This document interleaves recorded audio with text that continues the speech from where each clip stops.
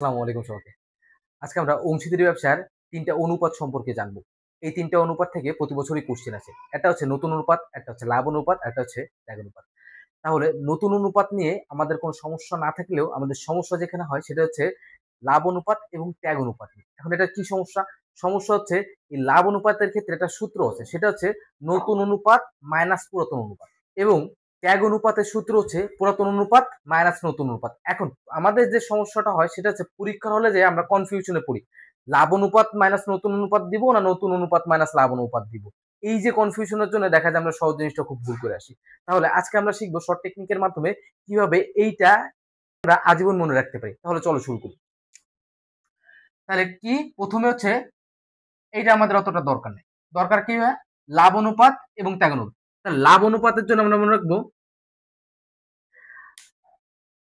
একটা মেয়ের কথা মনে রাখবা, মেয়েটার নাম হচ্ছে নূপুর। কি ভাইয়া? নূপুর। এই নূপুরের বৈশিষ্ট্য ছিল এ শুধু লাভ করতো। কি করতো? লাভ করতো।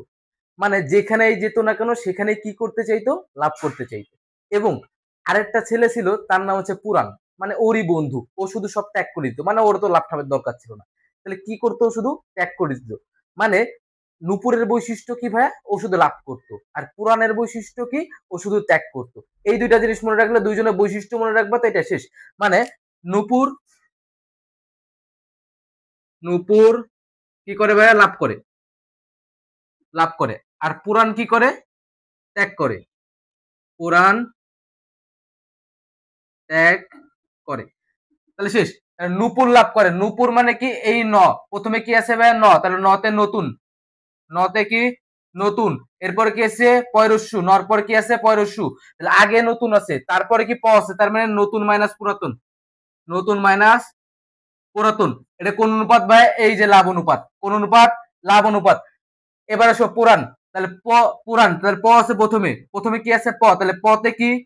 পতে কি? পুরাতন। পতে কি? পুরাতন। পুরাতন। এবার কি আছে? পুরাণ। লাস্টে কি আছে? ন। লাস্টে কি আছে? ন। তাহলে আগে প তারপর ন। তার মানে কি? আগে প, পতে পুরাণ, পতে পুরাতন, নতে কি? নতুন। তার মানে পুরাতন মাইনাস নতুন। পুরাতন মাইনাস নতুন। তাহলে আশা করি এক্ষেত্রে আর কখনো ভুল হবে না।